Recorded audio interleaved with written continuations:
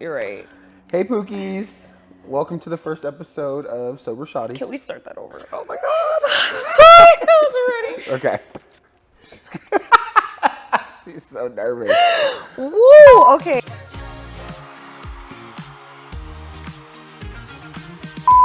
Hey, Pookies. Hey, Pookies. Welcome to the Sober Shawtys podcast. My name is Drew. And I'm Marcell. And we are your sober besties here in Las Vegas, navigating life, sobriety, and all of the shenanigans and bullshit in between. Type shit. So,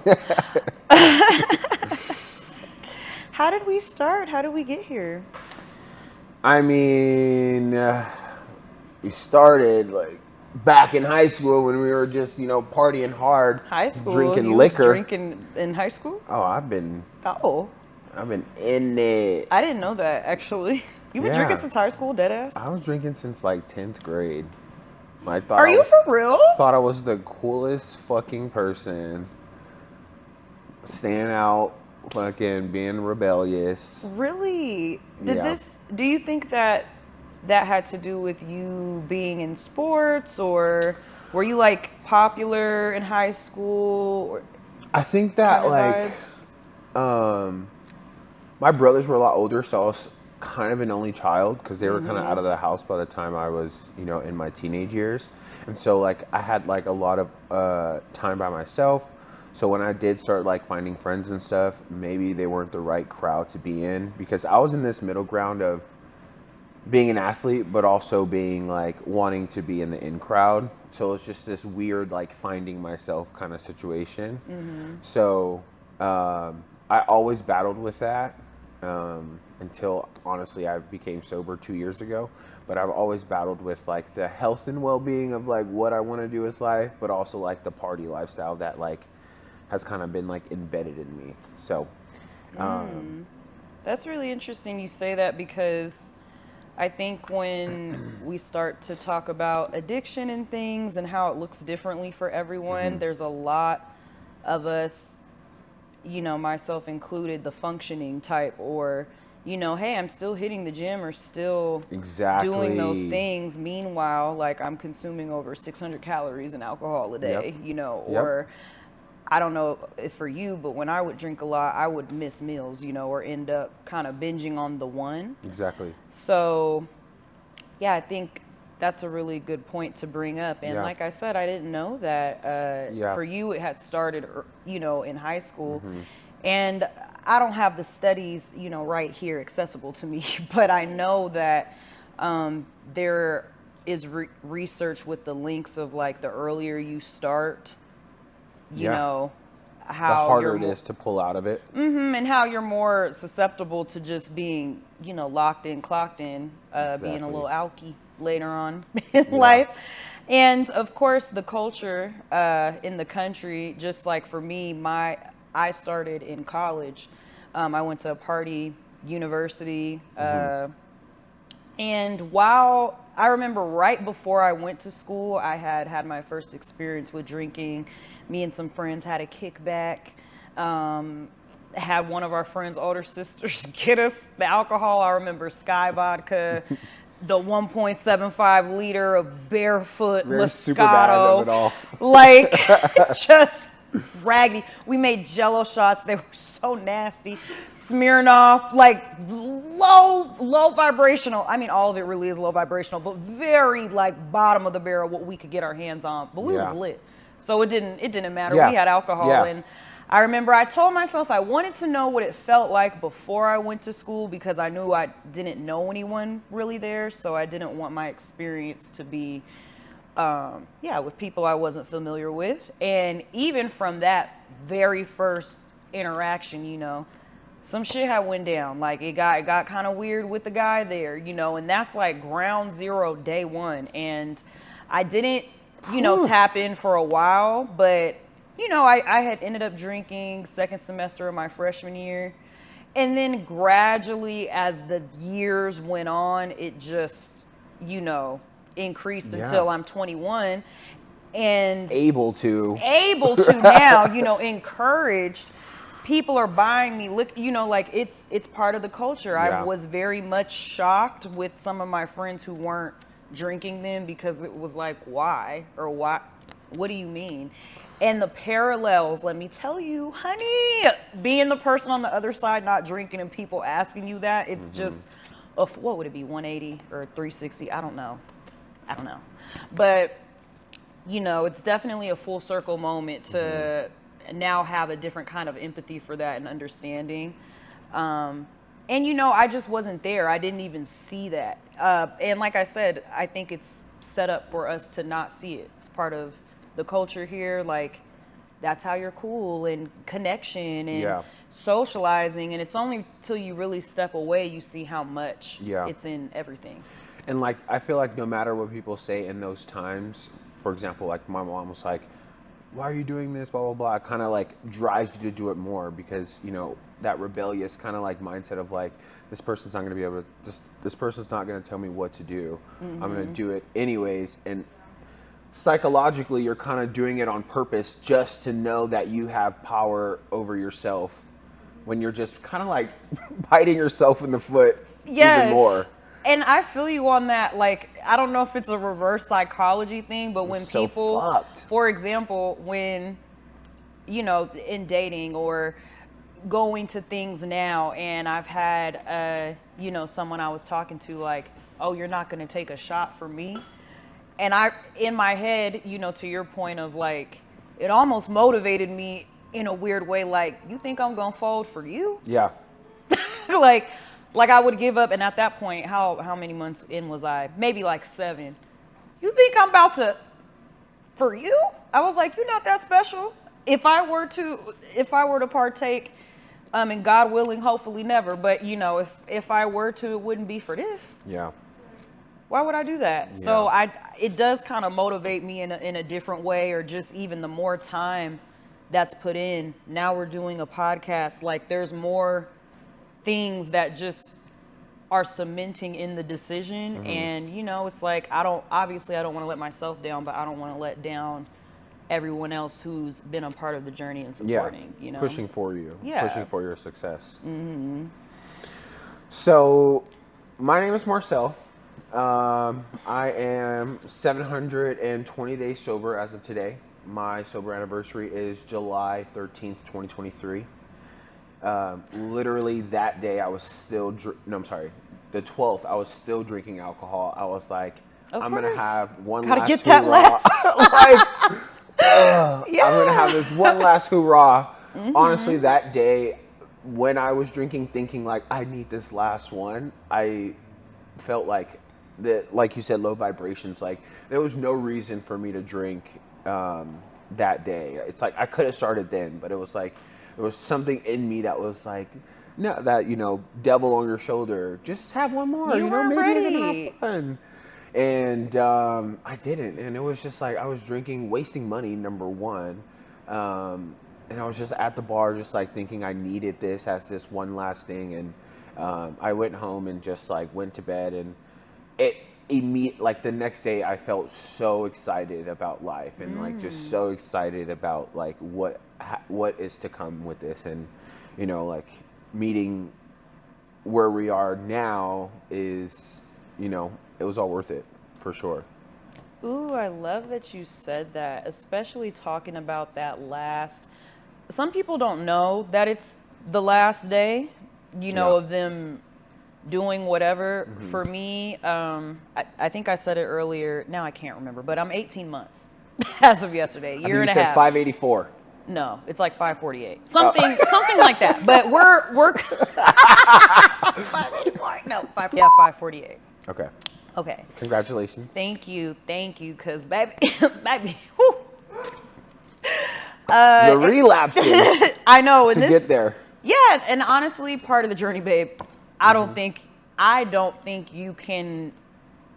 I don't think it's avoidable. The relapses. Yeah, I don't think it's avoidable. Yeah. I think that every time that happens, of course, you learn something. For me, this isn't my first sober date, but this is the longest one. Before this, I had got to about 6 months, but when I tell you that I did not, when I relapsed, I didn't even call it that at the time. But just because I didn't know how long I was going to not drink for. I just knew that first time around, like, okay, cool, like, this is something I need to do. I had a friendship that was super on the line, and this was, there had been a myriad of situations that had happened over time, but this one, it was very serious to me, and I was like, I don't want to lose this. I need to do something.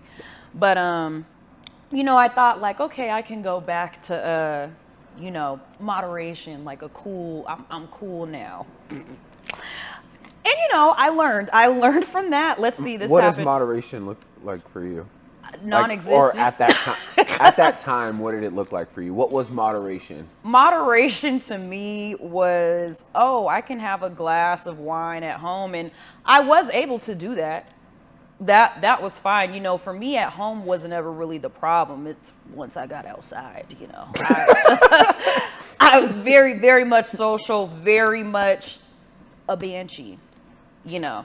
But I will say my birthday's in the summer, so that time period too was always very hard because how could I not celebrate my birthday in this way? In Vegas too? Yeah, you know, literally came here at 21 to Vegas and was walking around with my Fat Tuesday cup on the strip, and I was like, I'm moving here. I love it here.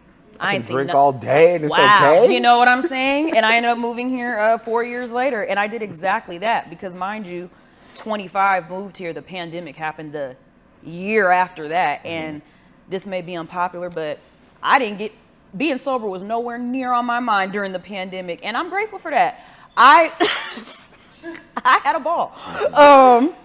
I'm not even gonna hold you, but obviously it wasn't all roses and stuff. It just continued like digging in deeper, but I couldn't see it at the time. You know, just more things kept happening, and it was like I couldn't see.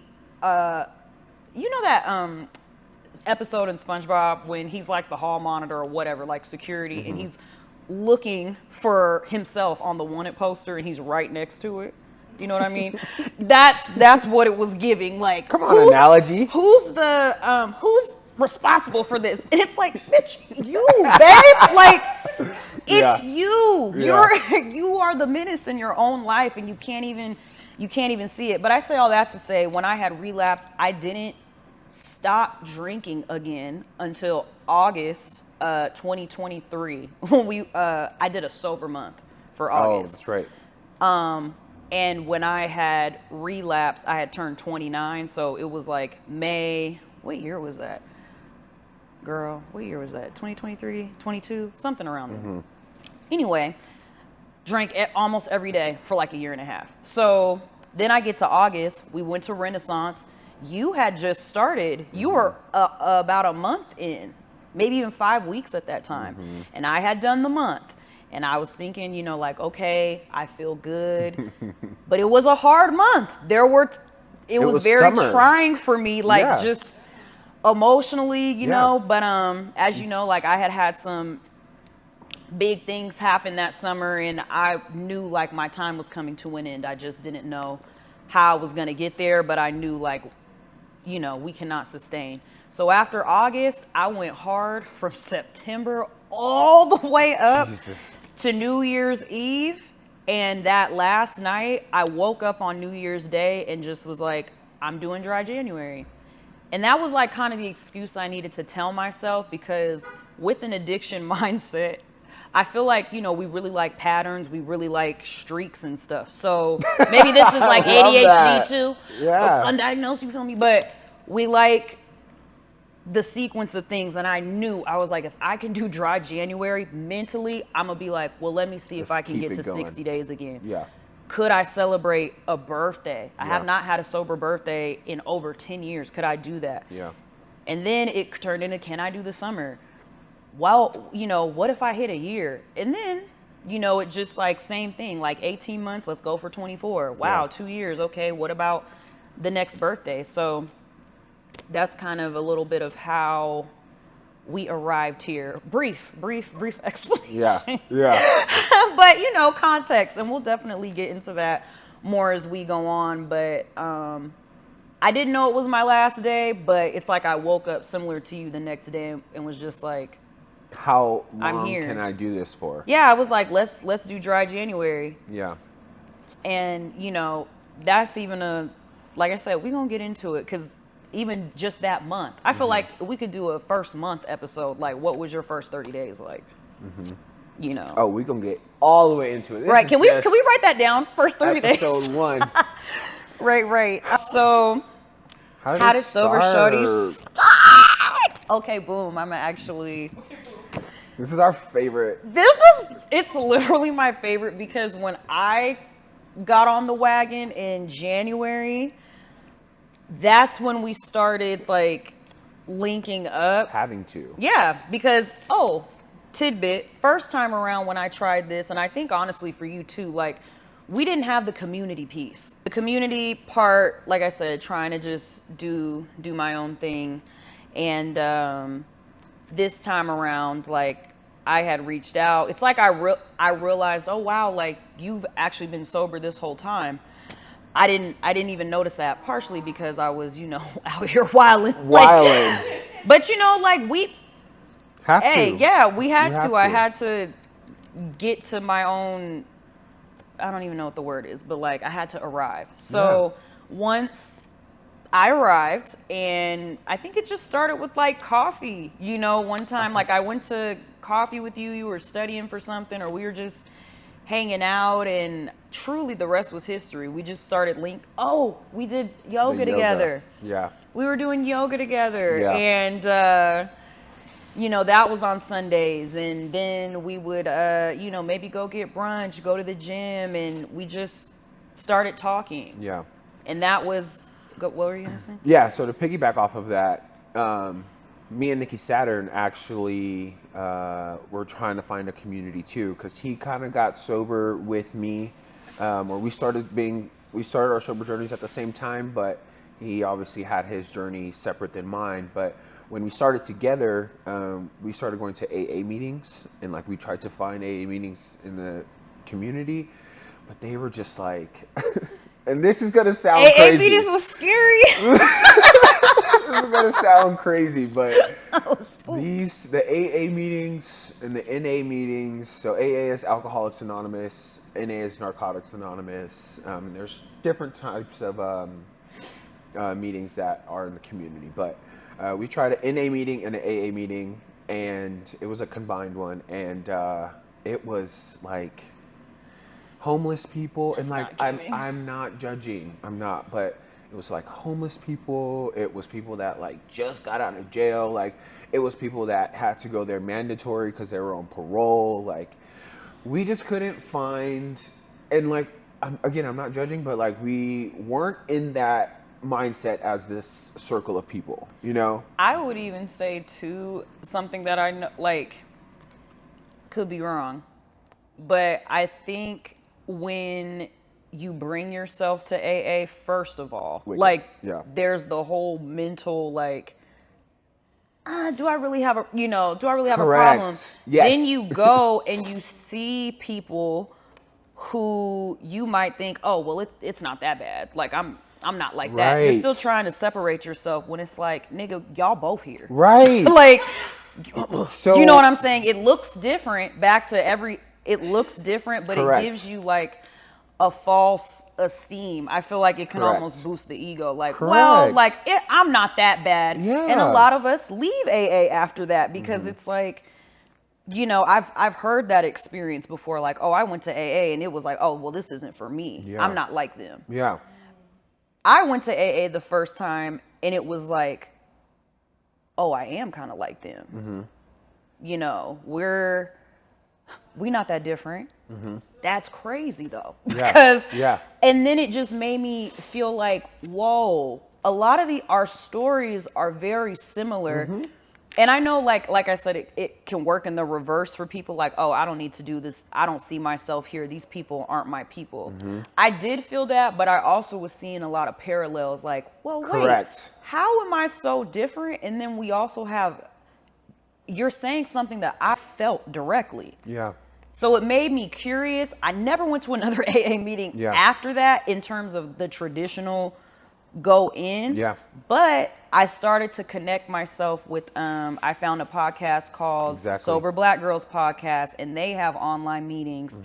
And, I would kind of pop in here and there. And other podcasts became my meetings because I really liked the storytelling aspect of it. And even at that one AA, this one gentleman came up to me and he gave me this app.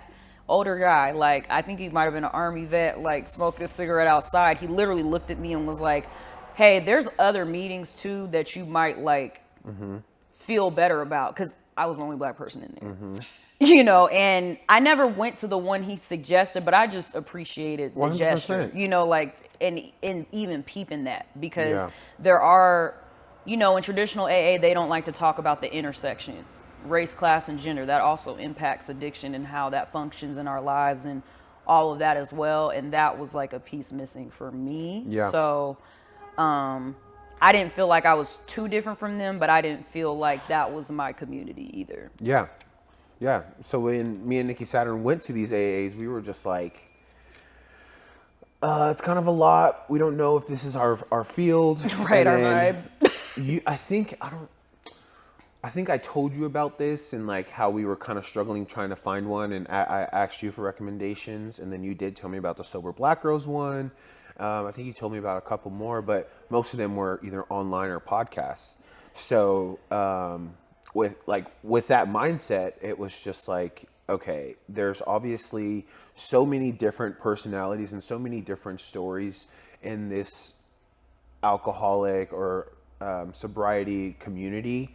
How can we broadcast this without having to be, I'm trying to figure out how I'm trying to say this, but how can we still go to these meetings and feel and be able to express ourselves without being in this like circle of people that you might not be able to feel 100% comfortable with. And I think that's where the podcast really comes to light, and I think that's why I'm really excited that we're doing this, because this is going to be your new AA meeting. Your new AA meeting. NA meeting. Like, come join us, and we're not licensed professionals by any means. So if you have other, I'm saying this is a tool. Yeah.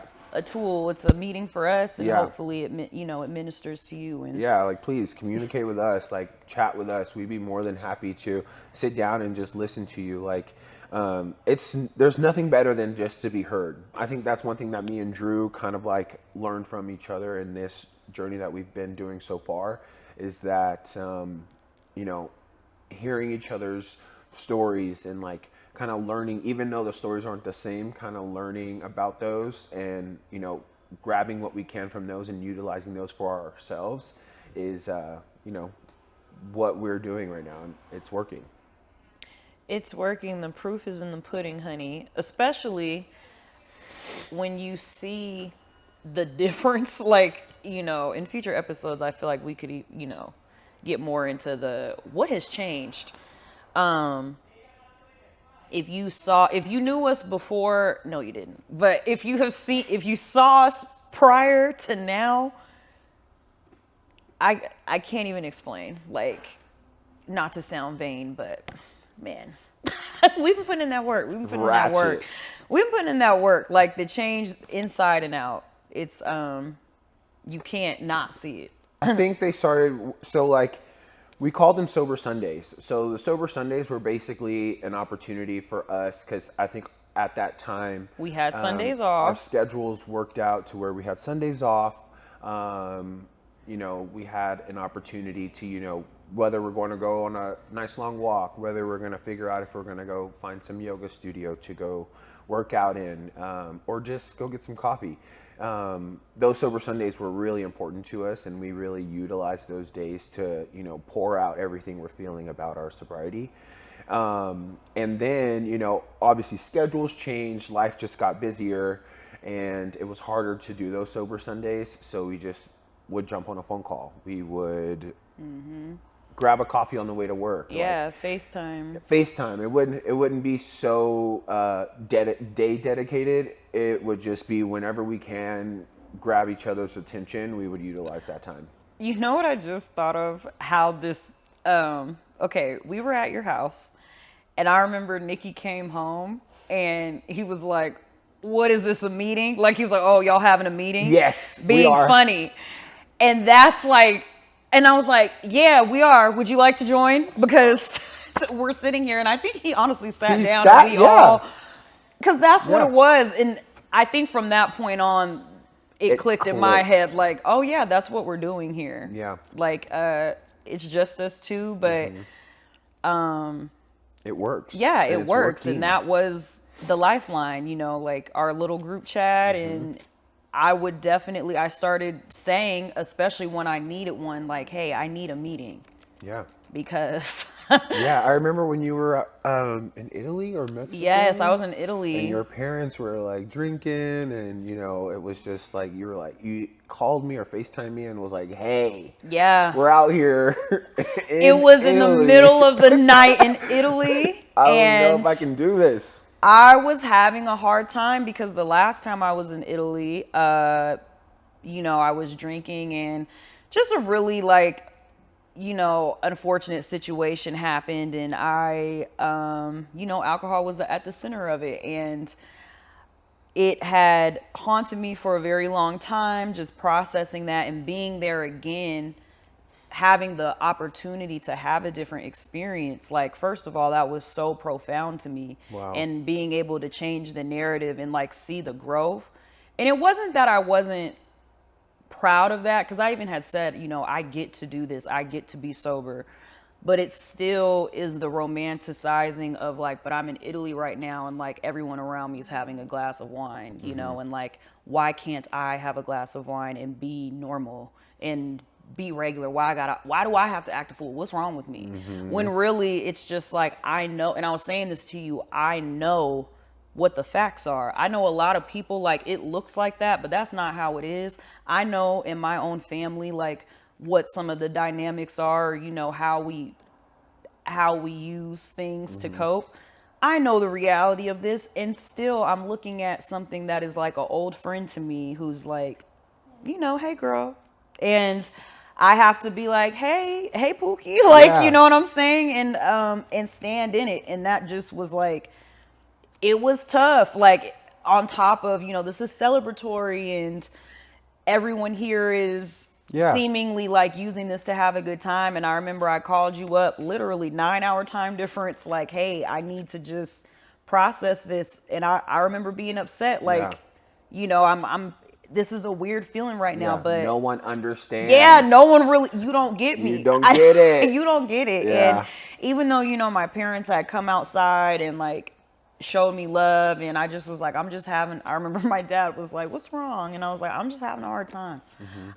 It's not that I'm not happy to be here in the moment, because we were celebrating something so incredible, and I was blessed to be there, but it was like, you know, feeling everything at once, and like, I'm not missing out, but the illusion in my head, I feel like I am.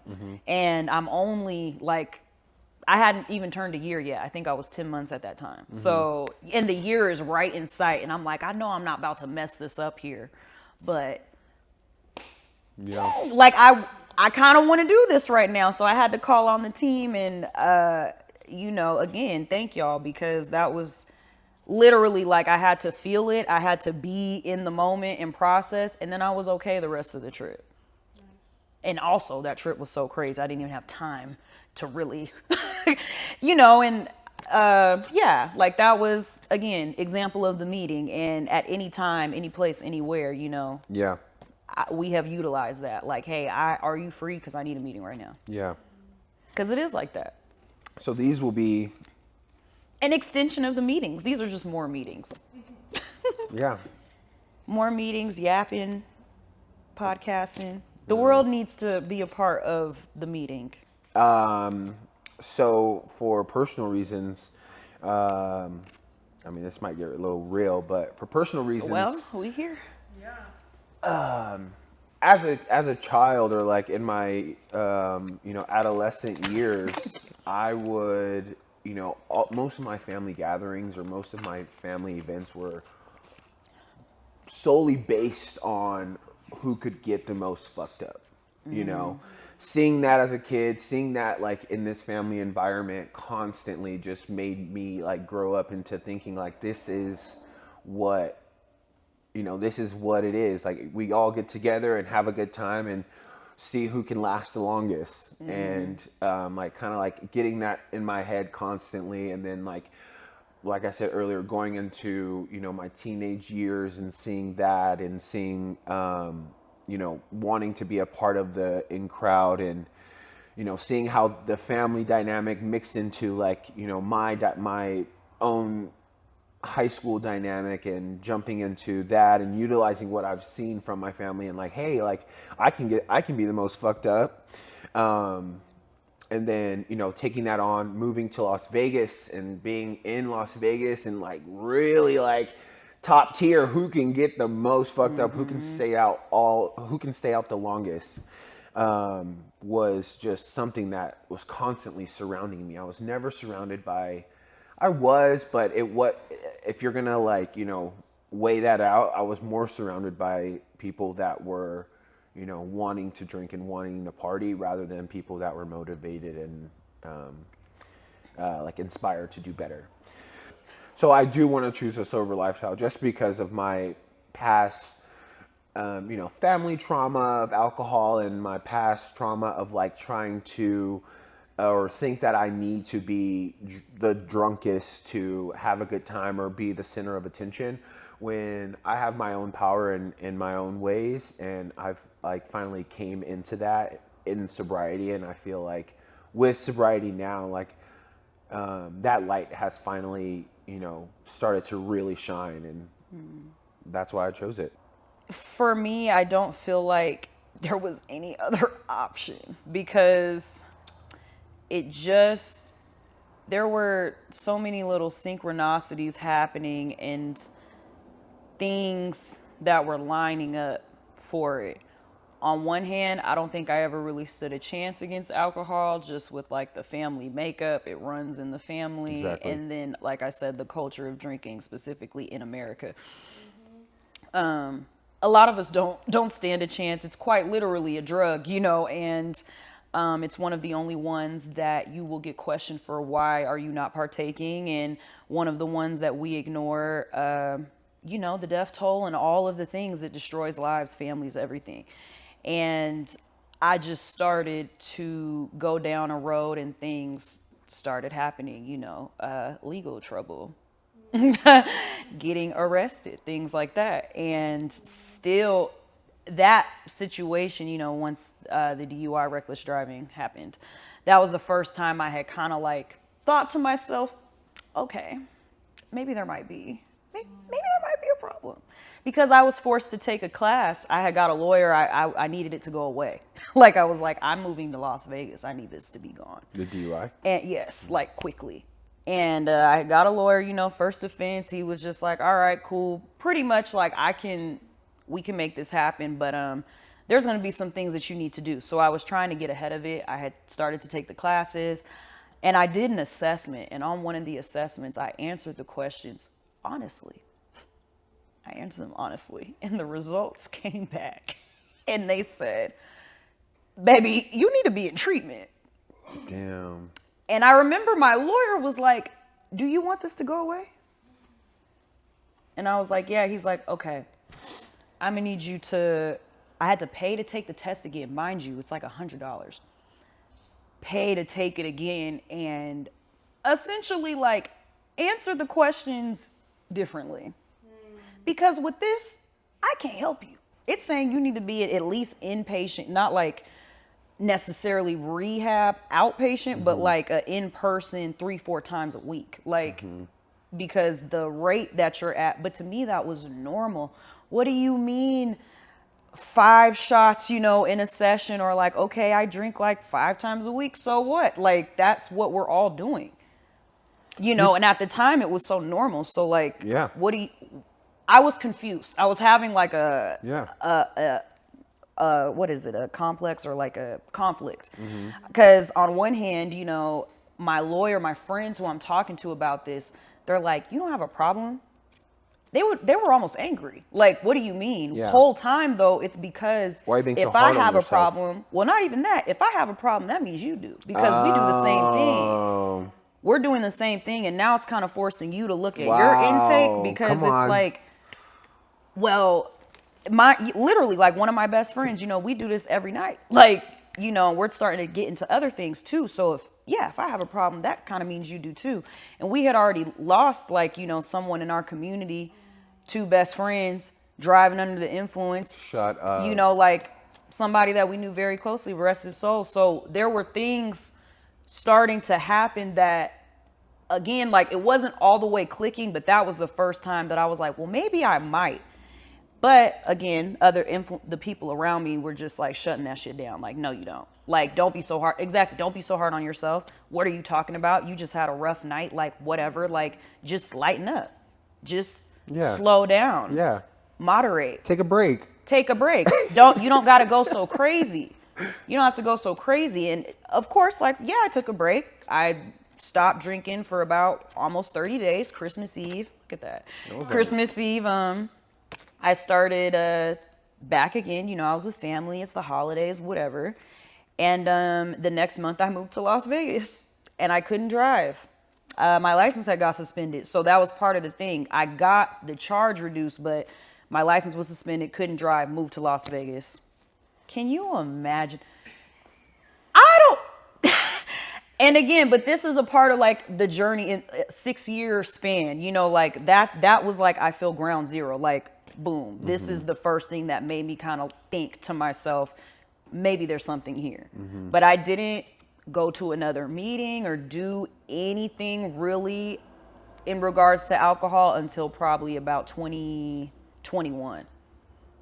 So that was 2018. So I still had like some time there, but with the why, it just was like a compound effect. Like, there was just more and more things happening, more pain happening, more things getting piled on, and until I was almost unrecognizable. Like, I had kind of got to a point where I was like, I know I can't stop fully now, but if I don't do something, like, I honestly feel like it's a wrap, like, I would say, like, I don't want this to be the thing, but to take me out, but I could feel it being the thing, because it's so, once I get started, when I realize, like, oh, other people don't do that, ain't no now.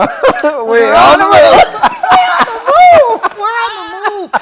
And because why would I have a bottle of wine and not have the bottle? I'm trying to get fucked up. Whole time, I'm like, oh, other people don't think that way.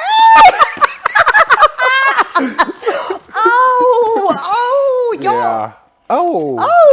This isn't normal? Why sobriety? Because the moderation, I can't really do both. Yeah. I can't. And the best gift I could have given myself was to see how long, like, the gift of time. How is this going to manifest? Like, I had only got about 6 months.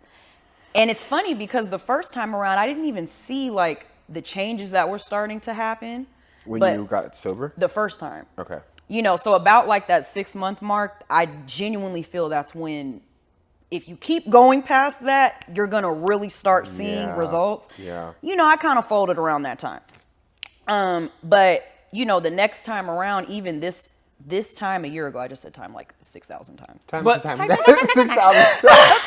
But this time last year, just seeing like the life in my face, like what was coming back, what people were saying to me, like once I started seeing the physical changes, that's also the why. Because I was like, now hold on. My face was that puffy. I was really that inflamed. Yeah. I was like we were just talking the other day, 27 pounds from, January 1st, 2024. Didn't even know I was holding all that. The why, like there's so many answers to that. Exactly. The longer that you stay in it. Yeah. To now, it's like the why is because it's bigger than me now. The why is because like I'm the most beautiful I've ever looked and felt, and like I feel more connected to myself. The why is even though I'm crashing out and when I'm angry, I'm fucking angry. When I'm sad, I'm sad.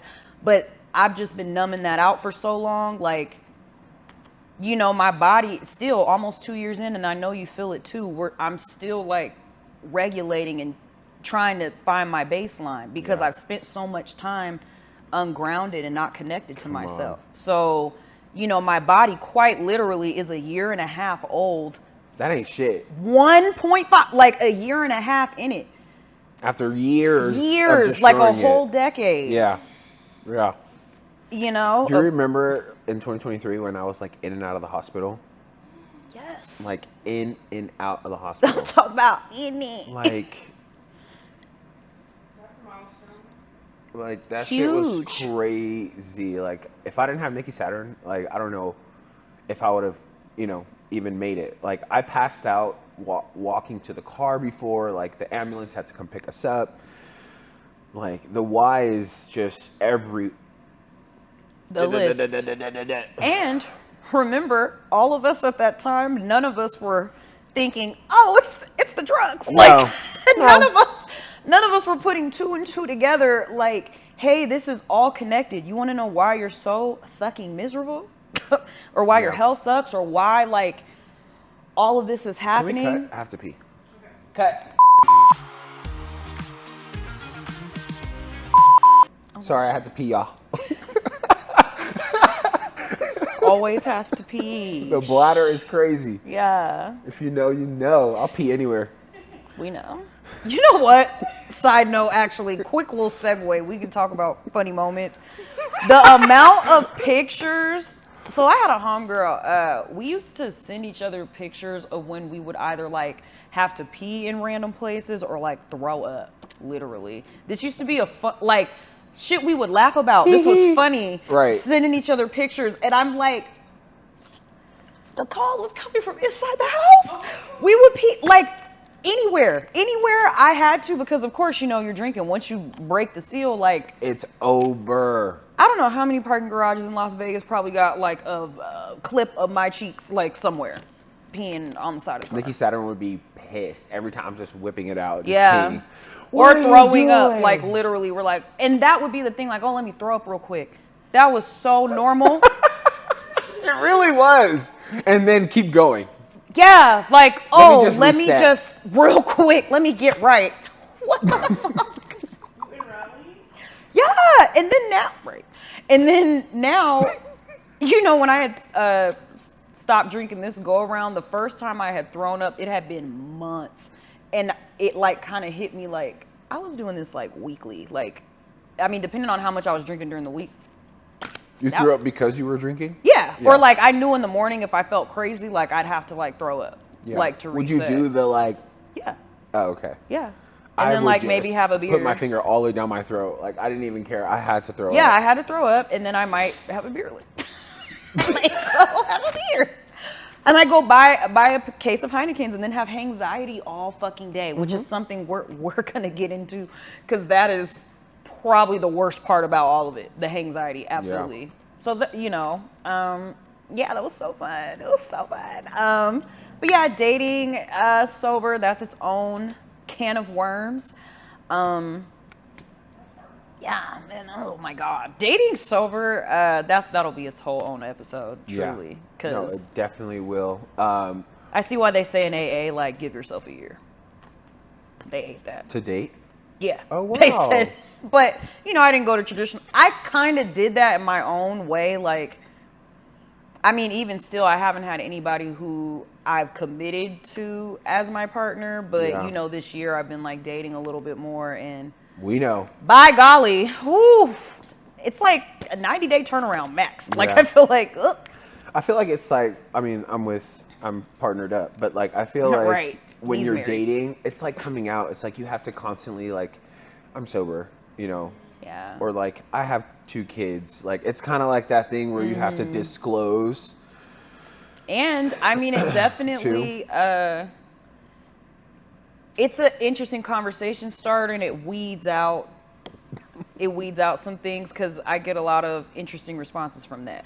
You know, whether what the fuck you was doing in these streets? You know, like, oh, and sometimes I can joke like, yeah, I had to hang the jersey up. That usually, like, a lot of people will kind of connect with that. Like, I'm like, yeah, I was all-star, baby. Like, MVP. Like I had to, the champ had to retire. So that is like kind of an icebreaker, funny. Like people will be like, okay, and they can relate to that. Yeah. Other people, I've had to like be a little more, I feel, cutthroat in the sense of like, do not ask me again, because it's like kind of what I was saying earlier, like, oh, you ain't gonna take a shot with me, or like, oh, like you really not drinking, or they'll forget. And I have a little space for forgetting a little bit, just because, similar to anything else, smoking, whatever, it's common. But I've just learned in this journey that I'm on, like that can't be the thing for my partner. They really can't. Not to say that you couldn't drink, but like you can't be the type of person who like about to be that's your lifestyle. Like slurring it's at the house. Yeah. Like you really gotta be I could have a little like old fashioned, like maybe. Bottles I don't have in to the house though. and Yeah, stuff. no, because that's just like counterintuitive and counterproductive for me, because I'm gonna want that. Like don't I've just realized, like, no, it don't need it. It's not around me. So much so, like I've literally, and I know you can relate, I've changed my reality so much that sometimes I forget. Like, oh yeah, like there's alcohol around and I live in Las Vegas. Like that's how much my life has changed. It's not even in my inner circle in that way. So yeah, it's cool to, like, it's a catch-22. I definitely am, I feel like unpacking a lot and learning about myself and what is going to work for me, and working through some things. Like a lot of shit is still coming up daily. Yeah. Like, I can't wait for you to give, like, when we do talk about it, I can't wait for you to like spread that advice. How hard it could be, but also like how to navigate through that too. We're gonna have guests. We're gonna have cute outfits. We're gonna document what we're doing. We're talking to the lady. We're getting back in therapy. We're in the gym. These are things like that are important, that keep us connected and grounded, and like with what our friends are dope as fuck. They're gonna be up here talking about their stories, helping us make these mocktails, discussing different ways sobriety looks, because it's not just one size fits all. California Sober exists. I still participate in that, like here and there. There's other, whatever, like different ways to look at it. But yeah, like our friends are pulling up. We have some fun things planned. Mocktails will be made. Tea will be spilled. Yeah. Please pull up on us at the Sober Shawtys pod. We'd love to hear your stories, connect, and, break bread, all of that. So hit us up in the messages. All right, Shawtys. To our Shawtys Thanks out for there. tuning in. Yeah, tune in. Tap in, tune in. Sober Shawtys. We'll see you soon. Bye. You still did not kiss them. Thank you.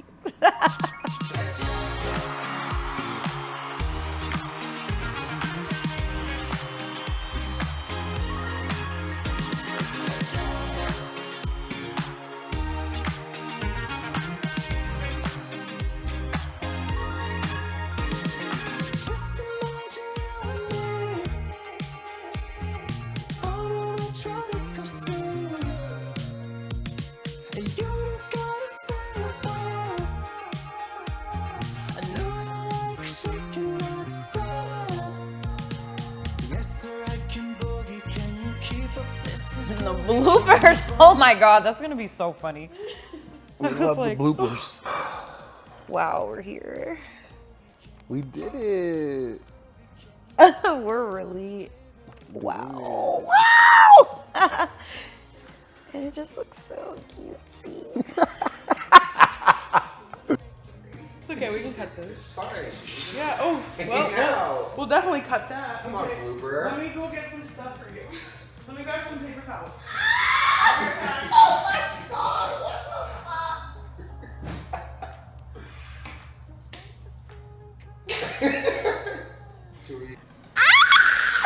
It's great. This is great.